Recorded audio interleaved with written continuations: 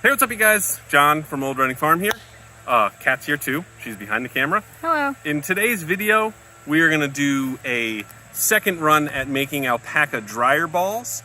The first time we did it, I think, was earlier this year with some leftover fiber that we had already processed. It went through the picker and the carder, so it was all nice roving. It was really easy to kind of put together. But so this year, we had a little bit more trouble processing our fiber. The fiber mill that was near to us actually closed down, and she's moving, which made us very sad because we loved working with her. She was so nice, and she had sheep, which was cool. And it was just nice that our alpaca fiber processor was in the same town that our farm is in. Not only is that convenient, but I mean, that's a unique selling proposition for people, where it's like, for people in our town, we can say the alpacas live here, they get shorn here, and then their fiber gets processed here. So it's all local, and that's very nice. She's not in frame. Okay. Animals. Okay. You filming her going to the bathroom? No. You pervert. So anyway, we had some trouble processing our fiber this year. Catherine ended up finding a great guy who's out in like Indiana or something like that. Idaho. Indiana, Idaho, Illinois, whatever. Anyway, back to the matter at hand. So we have still some leftover fiber from when our alpacas were shorn, and Kat had an idea to try to make some dryer balls out of the fiber that we have, because our fiber is probably going to be done in November, which is going to be real close to some of our biggest craft shows, so we may not have a ton of time to make really anything, like our hats. We still have some yarn, don't worry. But so we're going to try to make some alpaca dryer balls out of basically fiber that's right off the animal.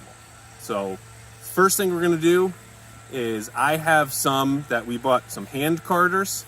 So I have some fiber that has been carded that I'll set up into a dryer ball, and Catherine's going to take some fiber that's we just washed it and it's been drying. Got rained on a little bit, so it dried some more. So she's going to try it with just the raw fiber. I'm going to try it with the carded fiber, and we'll see who comes out better. My guess is Catherine, just because she's so competitive. And yeah, let's get started. Good. So just so you can see the difference between raw fiber and carded. So this is fiber that is right off the animal. It has been washed and it has been drying. So you see how all the fibers are running like sort of different directions. I mean, they're all sort of going this way, but they're not really uniform. They're kind of messy. So what the usual process is it goes through a picker, which I think picks out like the guard hairs and like the shorter fibers. And then it goes through a carder, which then aligns all of the fibers in one single direction. And I think the last part in like professional milling is it goes through a draw frame, which then I think gets it to like 95 or 98% alignment. And so then you get, like, if you've ever seen like balls of roving, it's like a nice long ball of yarn. Well, it's not a ball, but it's just like one long strip. And then that's what gets twisted and spun into yarn. So this is stuff that I have carded myself with like little hand carders. And so you can see it's a pretty big difference. So I'm not sure that I did this exactly right because it's with these hand carders, but I think what's going to happen is Catherine's dryer ball is going to come out just fine. I think mine may look a little nicer on the outside, but I don't think they're going to be much better. So now what we're going to do is we're going to put together one dryer ball. So I don't know where my scale is, so we're just going to kind of estimate. I think what they usually say is like 25 grams per dryer ball, but we'll just go by size. Size matters. What you don't want to do is you don't want to have your dryer ball come apart in the end. And I think in the end they'll be felted all together, so it's not that big of a deal. But what I did previously is you would get like a strip of roving like this, and I think you start out sort of just making a ball, but then you want to take your next set of fiber and kind of go in an opposing direction. And you kind of just do like little C's interlocking, so that if you have your little mini dryer ball to start, you would take your other one and then sort of go in like the opposite direction. So now you have this piece, and so this is rolled this way. Your next piece would go and sort of cover that roll so that when they're bouncing around in the dryer, they don't just come apart.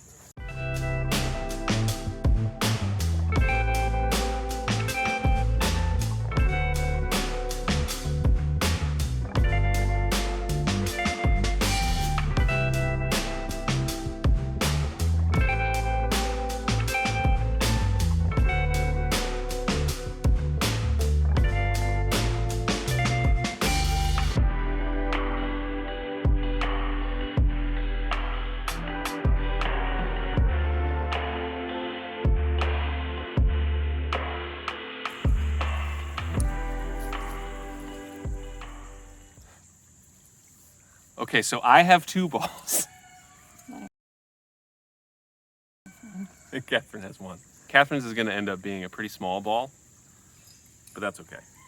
Catherine was a little bit hopeful that this would be an easier process. All right, show me how to wash these. Okay. I'm going to show Catherine how to wash our balls. So we have here cold water, hot water. We also have some hand soap.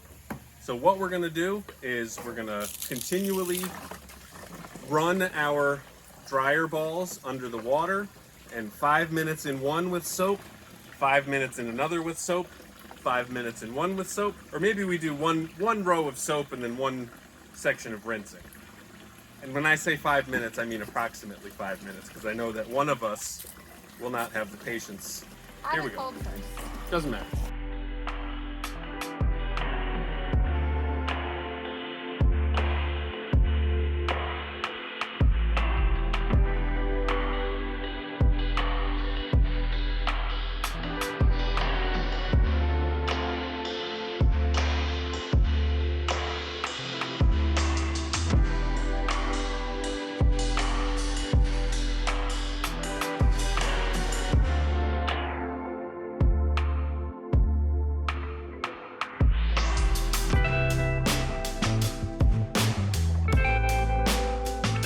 This is really all I'm doing is getting it in the hot water and then wringing it out. And it's tough on the second one, but sort of just continually forming it into a ball. It's easier to show with this one. You know, just make sure it holds its round shape. And you can see before all the fiber was right up to this knot, and like look how much it's shrunk. So now I'm just trying to get all the water. So this is the hot water. So we get that water in there as fast or as deep as we can to get all those fibers. And then we're gonna take it right over to the cold water and then sort of shock it. And I guess that's what actually felts all these fibers together, is shocking it between hot and cold back and forth. So I think we've done a pretty good job on this. Some of us better than others. Some of us have a higher tolerance for cold water than others. Not going to name names or anything like that. But so now I think we'll go inside and we're going to throw them in our dryer, but we're only going to do it like a couple minutes at a time, and we'll check them and make sure they're dry. And then I think for the final dry, we'll probably let them sit out for a little while.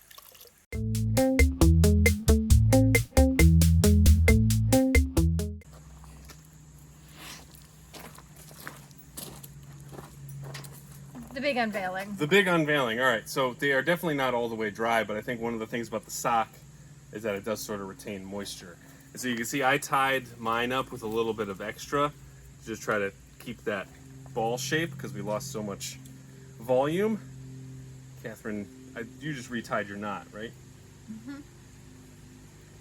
I thought I was going to like this process because I thought I was going to like feel happy using our seconds and making something productive from the farm. I actually couldn't have hated this anymore. Really?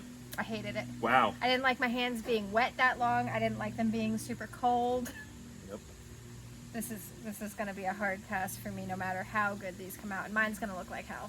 Well, there's a company who basically takes our seconds and makes dryer balls for $2.50 a piece, which at this point seems pretty worthwhile, Could this right? be any more awkward? Like birthing this.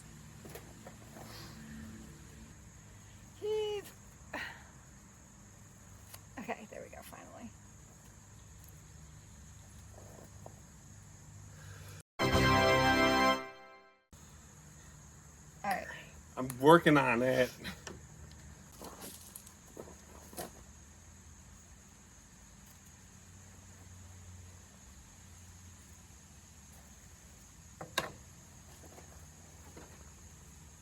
Well, look at that. Yes, I had a feeling that bottom one definitely was going to come out better. This looks like a dryer ball. And that's the one that I did mostly with the carded. This looks stuff. like a dryer ball too. Well, so the problem is like little things like that. Yeah. But if we just like poke it with a needle. Yeah, I don't know how that works. But yeah. All right. John gets an A. I get a C. Well, yours looks good. Yeah. B minus. BC. I mean, this is like a straight up dryer ball. I think the carding does make a big difference. Yeah, I mean, if felting is just like stabbing this a million times with a needle, maybe you can do that to get that to go back in there. I just meant like in general. Oh, the big U. The big U. Because I think it's also supposed to be like hard. So I think we did rush it a little bit. So my beef with making these from like a business perspective, Yes. in addition to how long it takes, how much water it uses, Uses a lot of water. how yeah. much soap it A lot of used, soap too. and then we have to run the dryer, which electricity is so expensive. Yep. I give this a big fat F. Big fat F. Never doing it again. Never doing it again. Well, balls. Balls. Thank you guys very much for watching this video. We really appreciate it. If you have any tips, keep them to yourself. Just kidding. Because we're not going to do this again. But if you have experience and if there's somebody out there who has a better idea of how to do it and you want to help teach other people, leave a comment down below. Yeah. Unfortunately, it's not going to help us because we are never going to do this again. But I was happy that I got to say balls a million times. That's always fun. Thank you guys very much for watching. We'll see you in the next one. Bye. Yes! Look at you! Oh my god! I can't believe you can juggle like that. I knew I could juggle. But not you usually don't do that good.